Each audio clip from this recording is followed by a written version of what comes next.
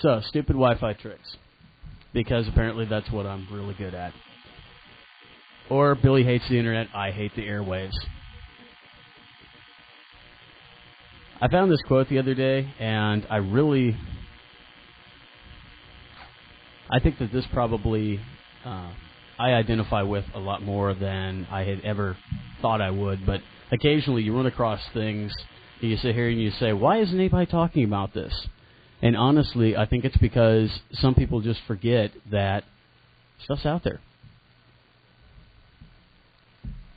Anyway, Wi-Fi bands, 900 megahertz, 2.4 gigs, 5 gigs. I threw this in here for some strange reason. Don't really remember why. But I do feel that I need to tell everybody about Wi-Fi. Go to wifightclub.org, because once you find out about Wi-Fi, you have to pass the word along. So, unfortunately, I got drawn into this because I found out about it through somebody's presentation somewhere, and the net result of that is that I kind of have to pass it along. Basic idea, you have a Faraday cage, which, if you don't know what a Faraday cage is, it's like an elevator. You have a box, it's metal, RF does not escape it. Well, if you put two radios in there, Wi-Fi, Bluetooth, whatever,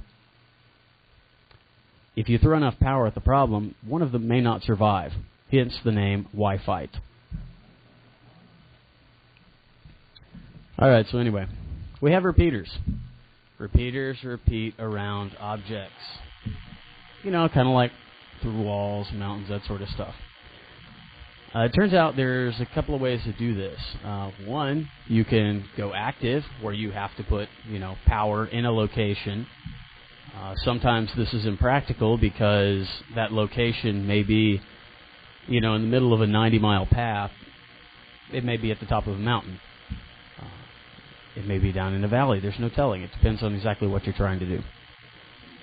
And, of course, we got passive repeaters, which are simply other ways to repeat signals that are a bit more difficult. Your link margins are much, much tighter.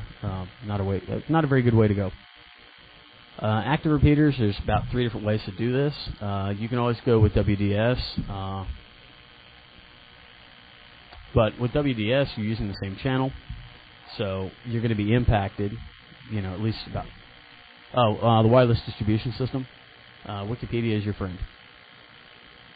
It's a common feature for a lot of access points these days, at least on the enterprise level. I'm trying to remember, I think it showed up somewhere around when Apple introduced the airport, so that you could take and buy one airport, plug a network card into it, and then you could buy another airport and have it repeat off of the first airport.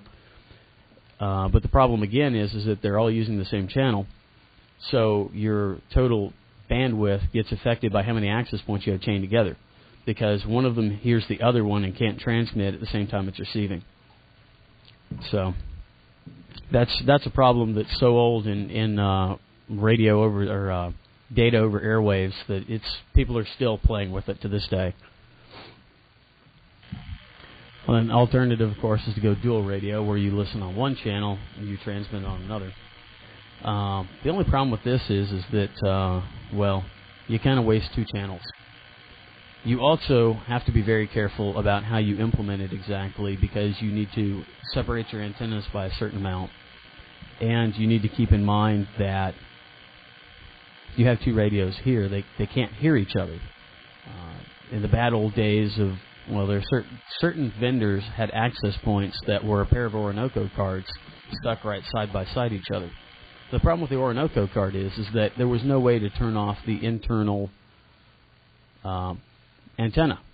You could plug a pigtail into it, but you could not shut off that internal antenna. So if you had 2 radio cards sitting right beside each other, they would hear each other to some extent. Of course, this means that, it's not a perfect solution. I ran across this concept a little while back, the OCAR, and I really like the idea. An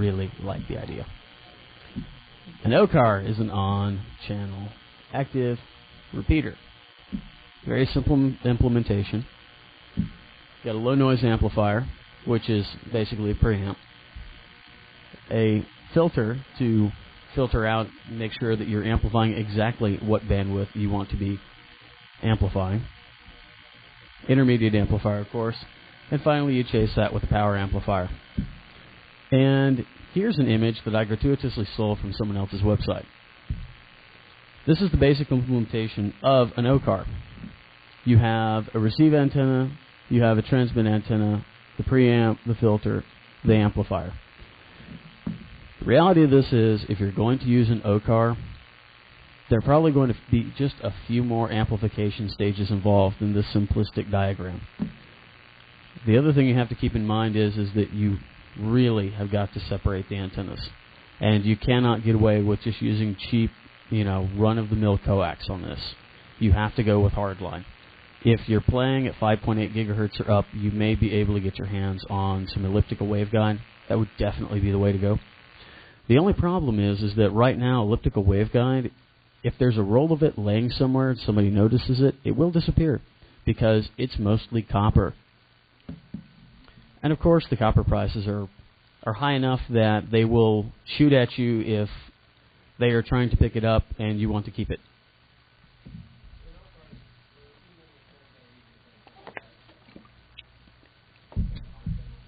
Okay, the gentleman asked if the OCAR is using the same channel.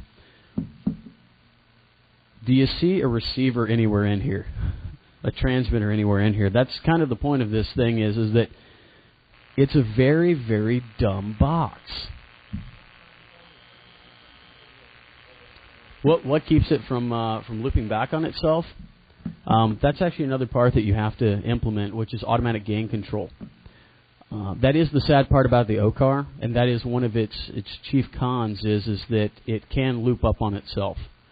You have to specifically avoid that, keep it from happening, because a ringing amplifier is a problem. There's been hundreds of FCC complaints that were traced back to a ringing amplifier in somebody's active antenna, for cable. Not for cable. You don't pick up cable with an antenna.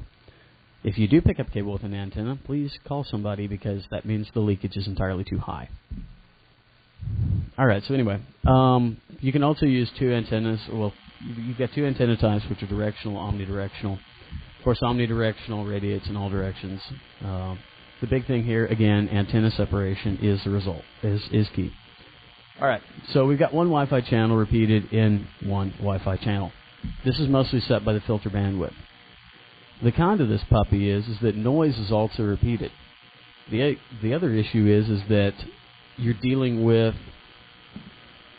the math is almost identical to a passive repeater, because you have, on the one hand, you are receiving a signal, so you have a certain amount of path loss between your antenna and that other antenna that you're trying to receive from. However, you can put at least 80 dB worth of gain in this OCAR and, overcome some of your path loss on the other side. If I were implementing this, I would use an extremely large dish on the other end just to make sure I have as much signal as possible pointed at me. The pro here is that obviously anything that fits within the filter bandwidth is repeated. Anything. Video, Wi-Fi, cordless phones, Zigbee, RFID. So, yeah, this goes a little bit further than just, oh, look, I can repeat a Wi-Fi signal. This is, well, I can put one of these puppies up on a roof, and I can kind of do whatever I want with it. So, like I said,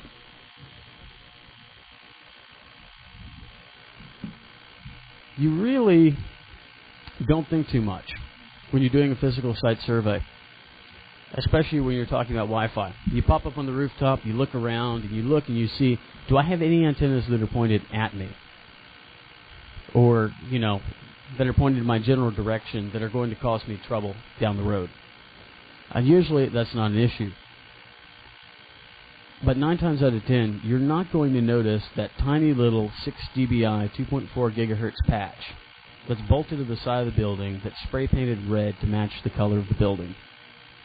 And if that happens to be the antenna that's looking at you, you really don't notice the fact that there's a 10-foot dish pointed the other way, because it's not pointed at you. The tiny little one is.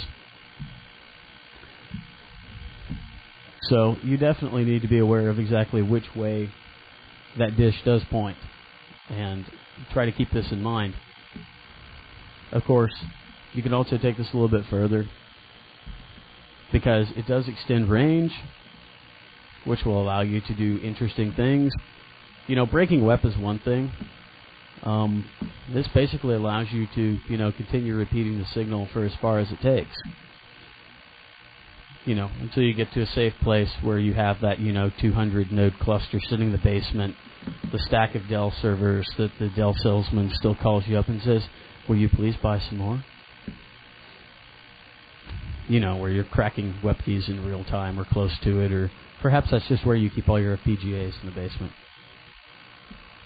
So anyway, yeah, this is something to think about. I mean, the other problem is too here is that you can deal with multiple OCARs, directional antennas. Obviously, very high gain antennas. That's my preference, because that's what I really like, is high gain antennas.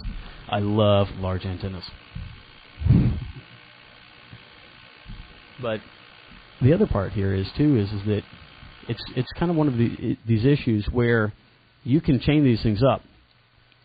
There's no reason why you can't set an OCAR up on top of someone's roof and bounce the signal and then keep going, set up another one, because all you're doing is at each successive stage you pick up whatever the site noise is. This is why I also suggest using large antennas.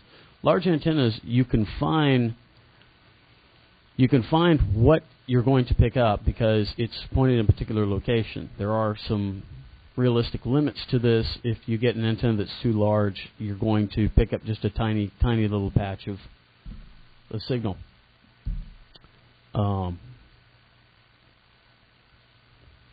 But the benefit there is that if you have another antenna pointed at it, that you're going to make sure that you actually repeat, or that you're able to receive that signal and get it somewhere else. But again, there's no reason why you couldn't take this to the point of having 3 OCARs over 40 miles or something to get the signal out into the country. A couple of years back, I wrote a presentation, and I mentioned something about passive repeaters. Of course, passive repeaters have twice the pass loss, so this is another factor you're still dealing with here. The difference is that in the middle, somewhere around that plus 23 minus 1 plus 23 dBi dishes, you input about like plus 80 there, so that helps. But anyway, all right, I need to pop out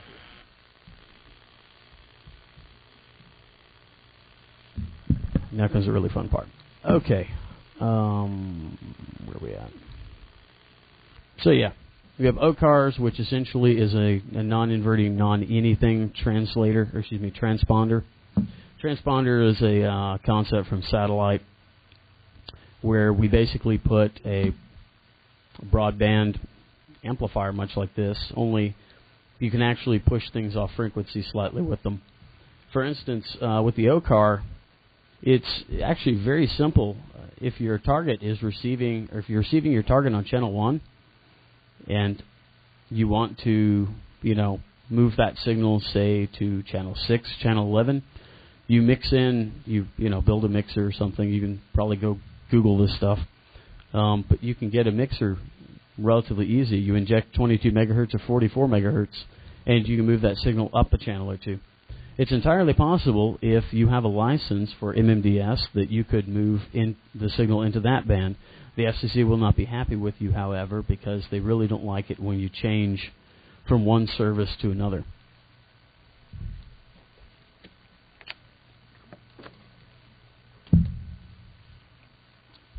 All right. So yeah, you can do one thing or another here. You can move the signal about.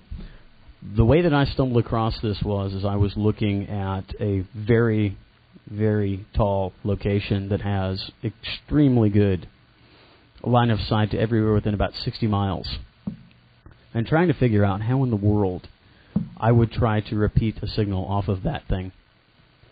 One of the problems is that when you're dealing with an object that high in the air, is that service calls tend to be a bit on the expensive side. So you have to look for something that is extremely cheap or stupid.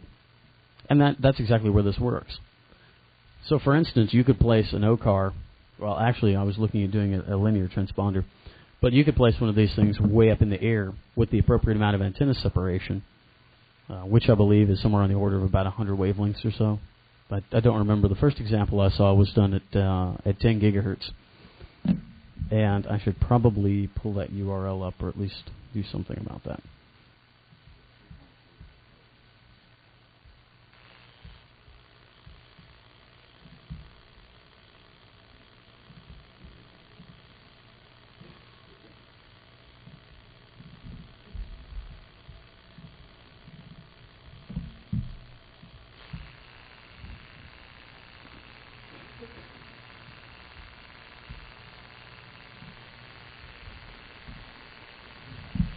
So yeah, there's the URL for you, if you can read it.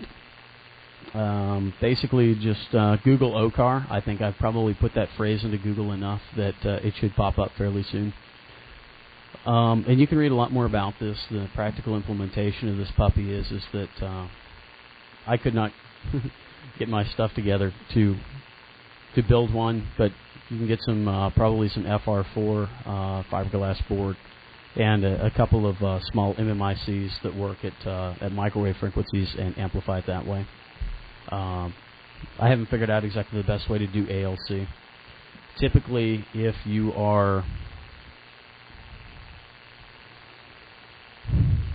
careful enough that you don't have a reflective object in the middle of the path, like an airplane or something like that, some object, set this thing up next to the road and you start picking up, you have a truck drive across in front of you, then you're probably going to have the thing repeat on itself. There's not a whole lot you can do about that. You just want to try and avoid them. That's one of the other reasons why you put these things, preferably in tall locations that they can't be accessed very quickly, simply because it limits the amount of trouble you're going to have. Again, this is the figure here. Let's see. We have another building user. Okay, where is? But yeah, so like I said, it will repeat. It will repeat video. It will repeat anything. I was looking at this because I started out saying I want to repeat an FM signal, 5 kilohertz modulation, FM. And then I said, well, if I'm going to put up a voice, if I'm going to go through the trouble of, engineering, sitting down, figuring out how I'm going to, repeat a signal that's a voice bandwidth wide, I want data because, well, I'm a geek. I've got to have data. And one thing led to another. And the next thing I know, I'm staring at this puppy. Okay. The other interesting part about this is that I don't believe there's any precedent for exactly what this little thing is. I don't think the FCC said you can't do it. I don't think they've said you can. So this is kind of untested water. It's not exactly a linear transponder. It's not exactly a lot of anything. It is what it is. And so that is another point here is that I think that at least until Monday, you can probably play with this. But then again, that's one of the reasons why I'm giving this talk is because I found this. I said, you know what, this is really interesting stuff. I want to get it out here. So we have an OCAR. But there is another way to do passive repeaters. When you're doing passive repeaters, of course, you've got 2 antennas, blah blah blah. They're one pointed at another. But there are actually some passive repeaters that work. There's a very old concept called a fly swatter antenna. And the fly swatter antenna was very commonly used by telephone companies for years because it allowed them to put the dish at the ground level where the technician can get to it. And at the top of the tower, they just put a plain reflector. Typically, this thing was like 10 feet by 10 feet because the dish at the bottom was at least 6 foot in diameter.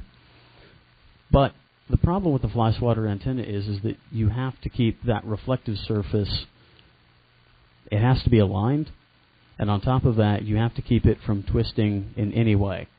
So you wind up, well, you have to usually have a very big tower. That wasn't a problem for telco. They built big towers all the time. Matter of fact, some of their fly swatters were the smaller towers.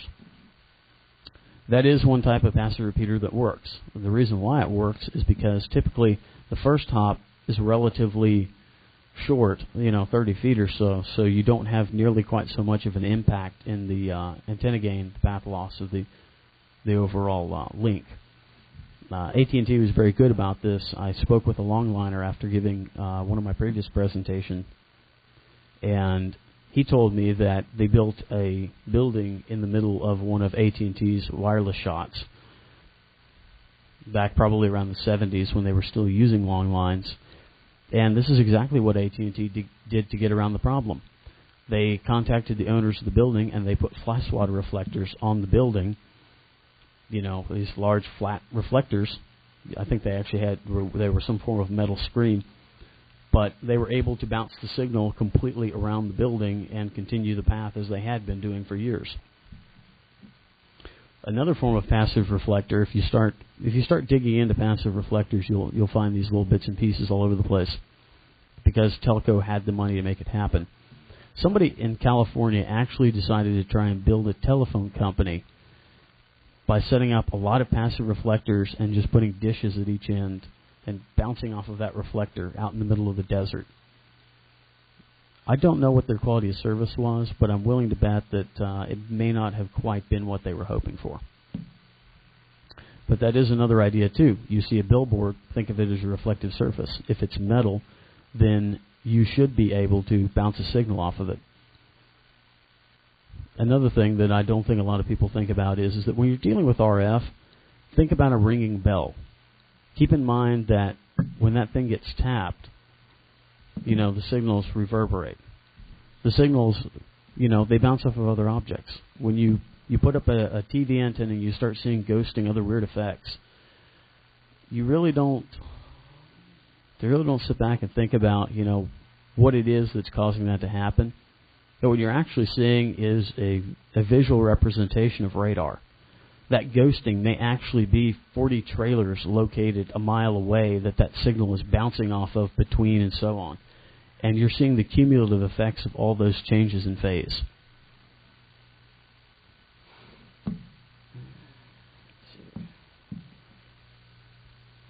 Okay. Parabolic antennas. Parabolic antennas are a favorite subject of mine. You can go with simple parabolics. You can do cylindrical reflectors. Cylindrical reflectors are probably much easier way to go.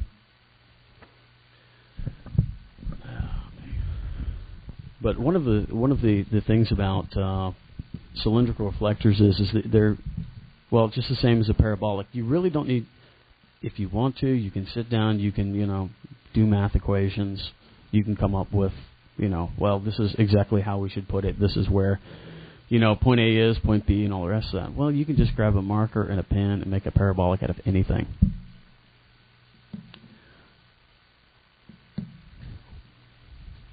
That kind of is the strength here, because you can sit down with your marker and your pen and you can put that point there. Well, that point is your focus.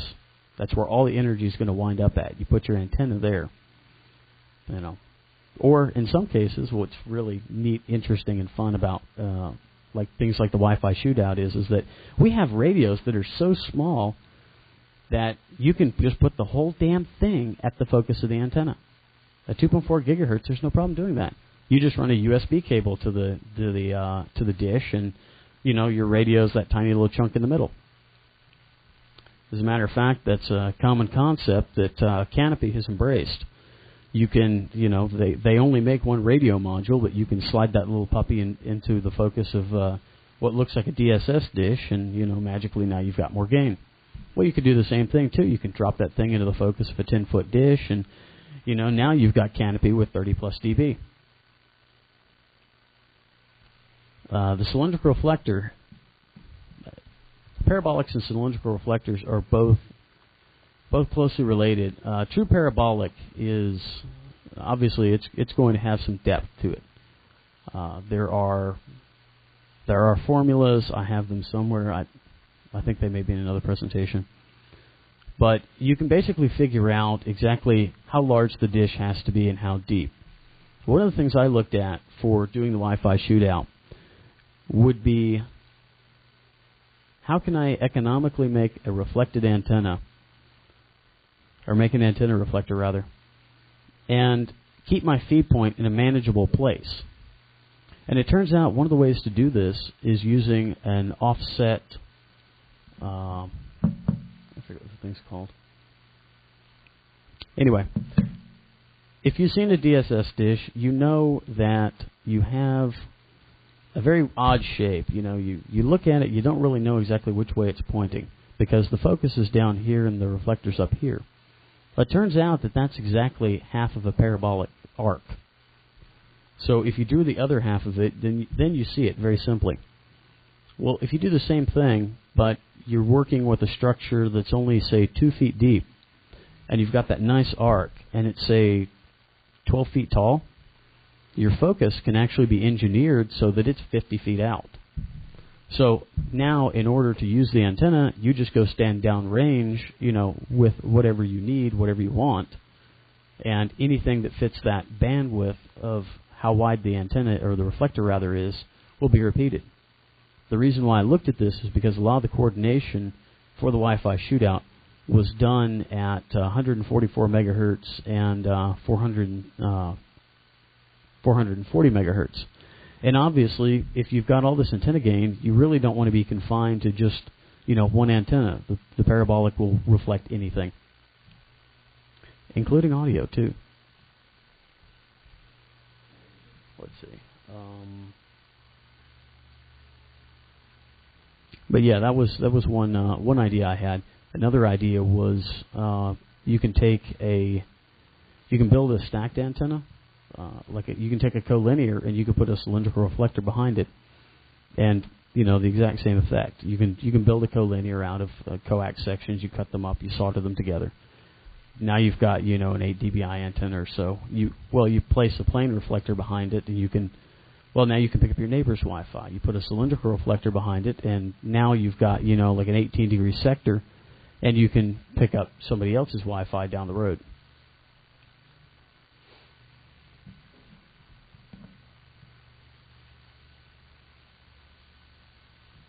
Let's see, what else we got in here? Another thing that I've noted that the FCC recently changed their rules for is that there's a concept out here called a hybrid combiner. And when you start looking at those puppies, it makes life a little interesting too. There aren't very many of these that are in use, mostly because they are hideously complicated devices. Not really. They're just expensive if you actually buy them. If you buy them off of eBay or if you build them, they're a whole lot cheaper. But specifically, the FCC changed the verbiage so that you can't just go and combine all 3 transmitters for all 3 bands into one common antenna and then completely pollute the airwaves. Obviously, if you show up in one place, you take all 3 channels, your neighbor wireless ISP has nothing. Let's see.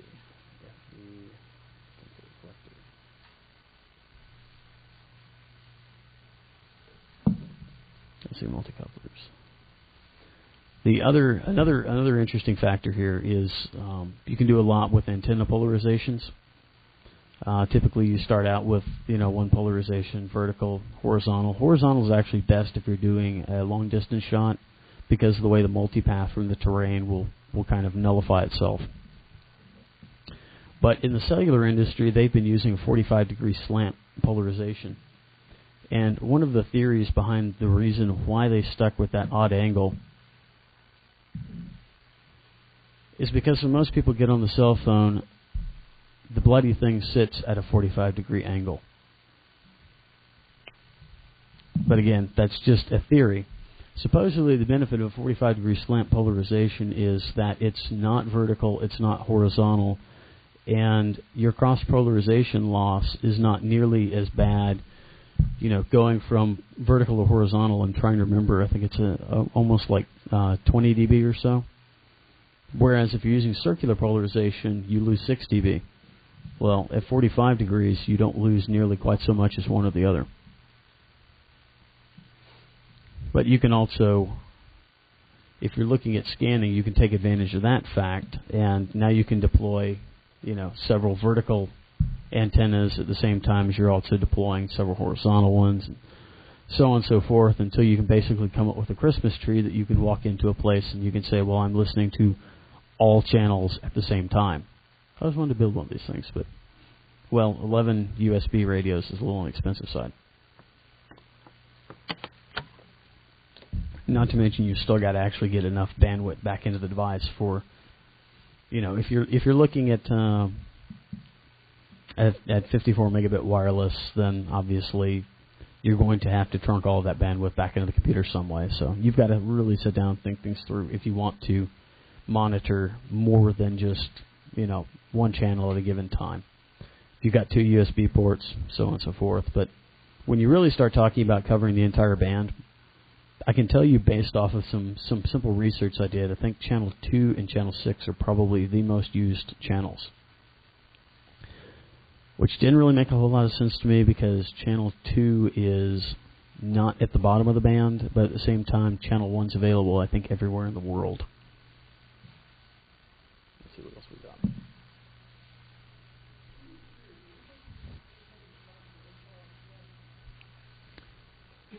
Well,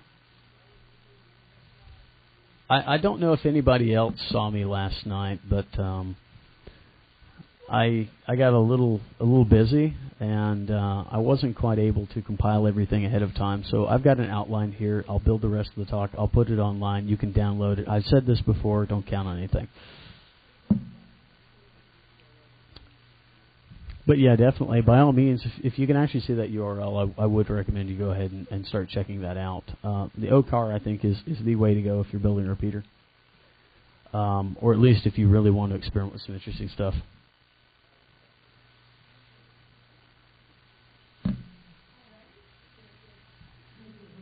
Now, wait a minute. You're already drunk? Aren't you? Oh, you're still drunk. You're not missing much. As long as this talk's been recorded, I'm sure you'll be able to, pick it up off the web somewhere. I mean, that's half the benefit of being here. It's like, oh, look, it's all recorded. Well, I'll just go download it later because I'm missing half the con anyway. Okay. Another typical implementation for a passive reflector is what they used to use in the bad old days. When people actually used to watch that thing they call TV. They put up an antenna and they'd point it in a direction and they'd kind of look at whatever they had available there. But for the people who live down in valleys, like in places like Kentucky, where you've actually got some mountains in the way, some ridges, that signal does not get down into the valley. So what they would do would be, depending on how the TV station felt about it, depending on how the people felt about it, cable systems, that sort of stuff. They might go up on top of that mountain and they would put a pair of antennas back to back, a pair of Yagis, just a cable between them. And that's sort of where this concept evolved from, is that somebody did this and they actually put an amplifier in the middle. And they engineered it and they said, well, we're just going to add about, 3 or 6 dB in the middle, maybe 10 dB. And the signal was good enough that that cable system could continue feeding. And they didn't have nearly so much issue with signal quality as they did because AM is terribly inefficient. And the new digital stuff is, they're packing more bits in there per hertz than, well, it makes my head hurt. Let's see. Practical. Let's see.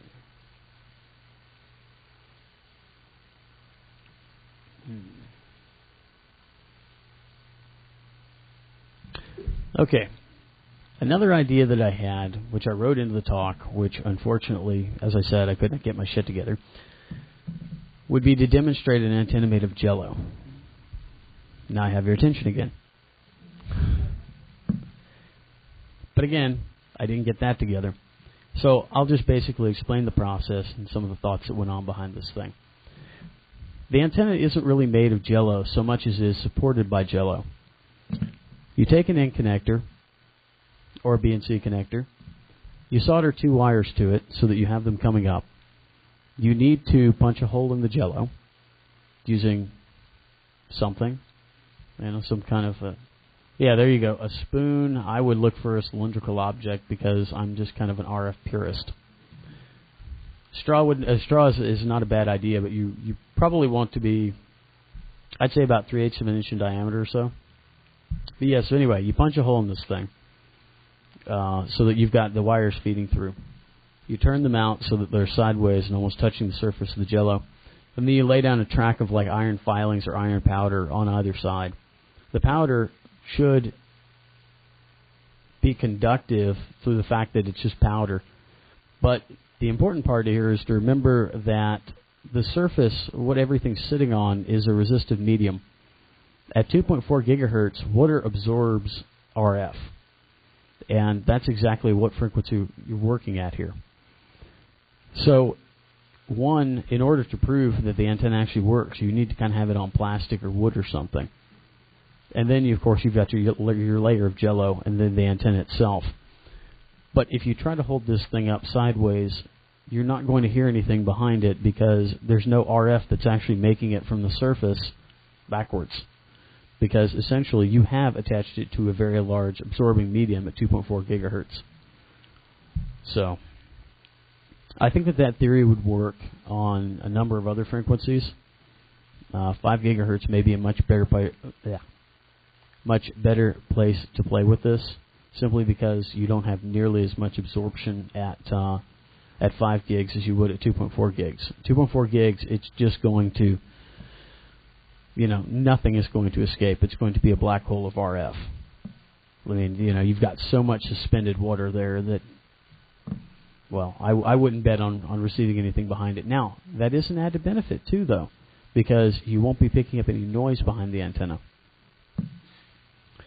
But, of course, I also wouldn't try to use this for transmitting anything other than Wi-Fi, because with Wi-Fi, you're dealing with such low power that,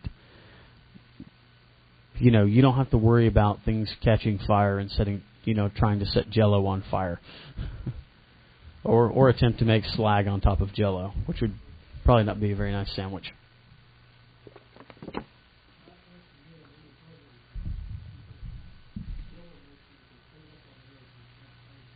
Mm-hmm.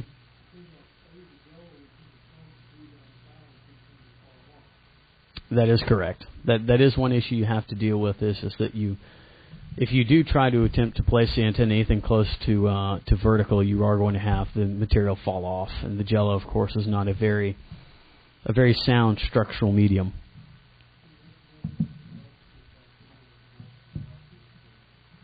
Well, the idea wasn't necessarily so much as having a functional. It wasn't designed to be a functional antenna. It was kind of one of these things of like, what's the craziest idea I can come up with in the world that nobody's attempted with an antenna yet? And this is a perfectly. I don't know. I thought about it and I said, this is probably going to be a lot more interesting to science teachers than it will be to hackers, than it will be to, hams, anybody playing with radio.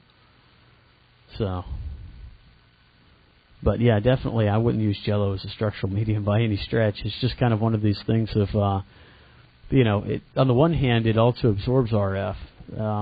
So there's probably a body of work for this.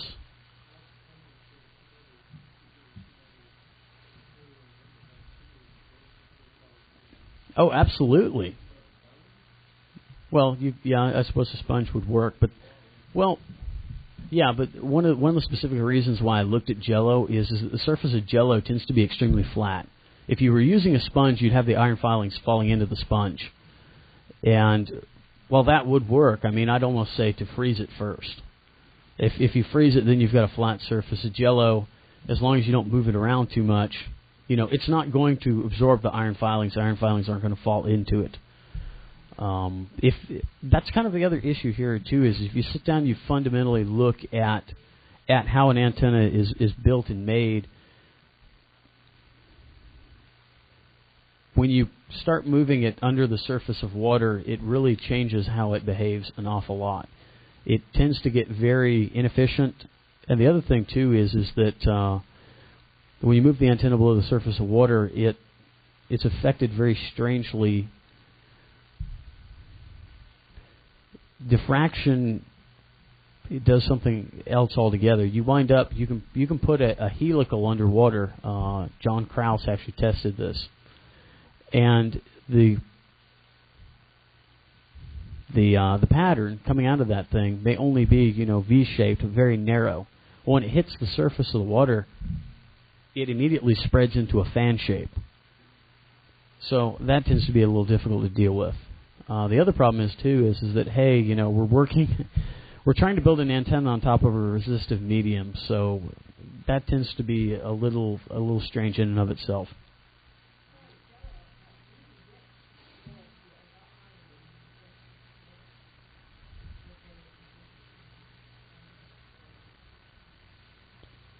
Yeah, I suppose you could do that. You could attempt to freeze the jello to make it harder. You could probably. Okay. Or you could drop it in a liquid nitrogen and.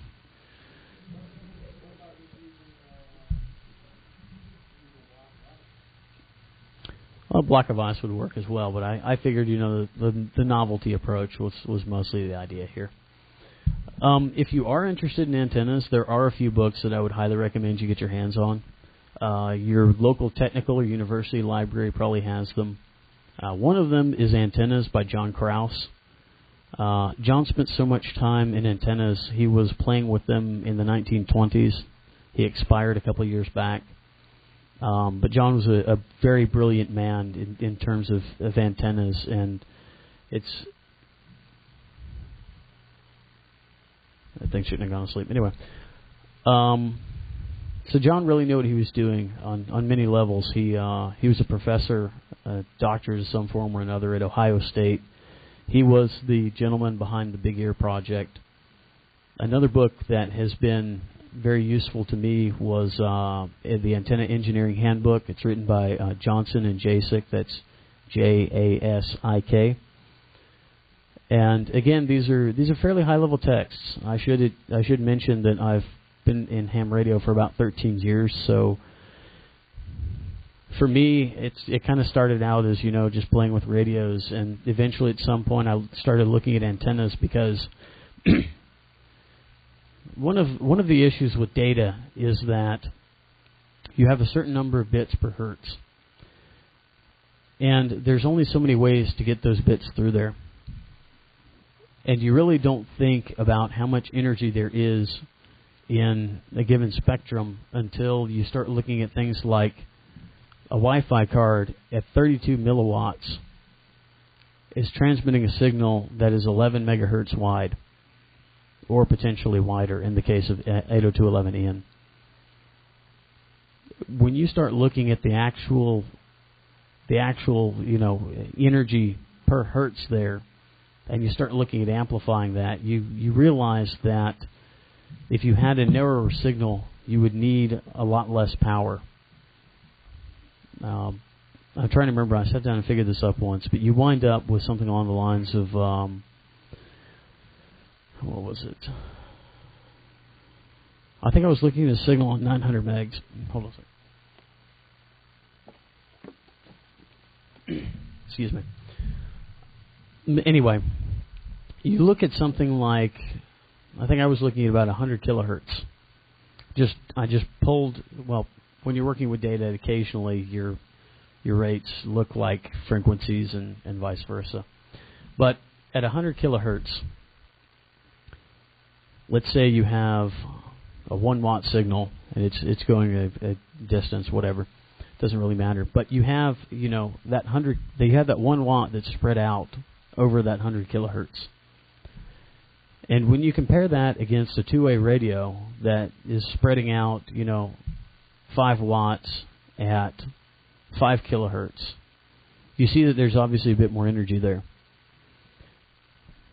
I worked this back as something along the lines of, I think I was looking at 5 watts for 100 kilohertz.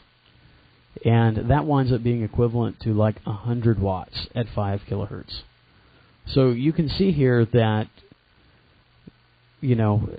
amplifying signals is not really as easy as it looks. Yes, you can go buy an amplifier and do this, that, or the other, but the reality is that you've got an awful lot of information there that's being amplified, and because of that, you often have to go the antenna route because power is not always an option. Sometimes you can't get amplifiers that can do this stuff on a budget. You may be lucky to find an amplifier on eBay that will do it, but again, that's kind of an FCC issue. There are some things you can do with certain organizations that you can't do with others. Do we have any? Go ahead.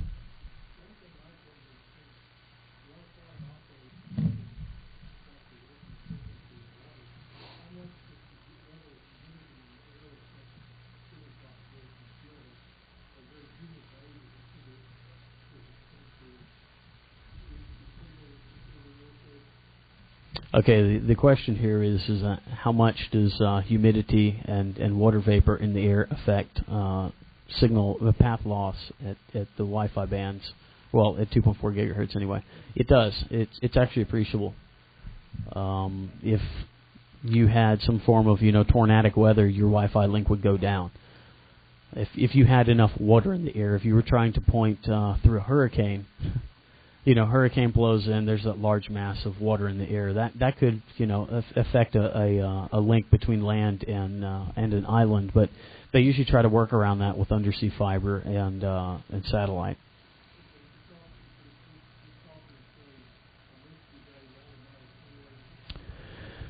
You may see that, on a misty day or something like that. Probably not so much. Fog, I think you would. It's usually when you can actually see the water vapor in the air, it affects it. But again, we're not talking about something where the link will go down unless you have a very, very low fade margin to begin with. That's one of the reasons why they build fade margins the way they do. You make sure that you have at least 30 dB, and you can say I think you're close to 5 nines reliability. And one of the reasons for that is because atmospheric conditions do change. Usually what gets rid of Wi-Fi links that somebody's put in place is either physical, somebody climbs the tower and strips the antenna off, or it gets blown off, which is a very common issue. When you have, an antenna stuck up on a TV tower and, the storm of all storms blows through and blows the radar off the tower at 120 miles an hour, you're going to lose another couple of antennas along the way. That kind of happens. That's why they build, TV towers so that they don't really ever come down.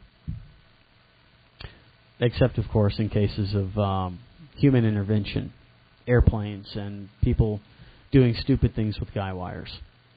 Or just trying to upgrade towers where they put, you exceed its vertical limits, or, typically tower overweight is not an issue. You don't really think about it, but when you have a 2,000-foot tower that's covered in 6 inches of ice, it's carrying well over 100,000 pounds, and that 20,000 pound or that 4,000 pound antenna at the top really doesn't look quite so heavy anymore. But yeah, so there are a number of factors here. At some, I think around 60-something gigahertz, oxygen actually affects path loss. So there's an oxygen line there as well, where oxygen absorbs RF. It doesn't. It's not so much a sort of resonance issue. It doesn't resonate. It just absorbs it. So there's various bits and pieces of spectra all over the place that the FCC, for whatever reason, people found out about this stuff through academic experimentation, and they said, well, oxygen does this and water does this and the other. Well, anybody who wanted to commercially use RF saw these studies and they said, we don't want those frequencies. And as time evolved, those were just what was left over. And, when Wi-Fi came along, they said, well, it's unlicensed, so, we're not going to be policing it. And, again, water attenuates at 2.4 gigahertz, so it kind of solves the problem a bit. if you talk to some of your really committed war drivers, get them talking about rain, driving around in the rain, because there are two thoughts there. One is that at 2.4 gigahertz, the rain hitting all over the place is going to attenuate your noise in addition to attenuating other signals. So the signals that you do receive should have substantially less noise, from the nearby environment. Do we have any other questions? Go ahead.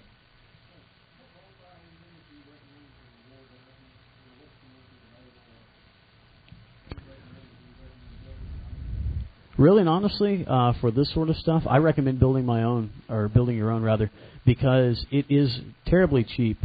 You can go out and you can download the instructions on how to build a CAN antenna or any number of antennas off of the internet.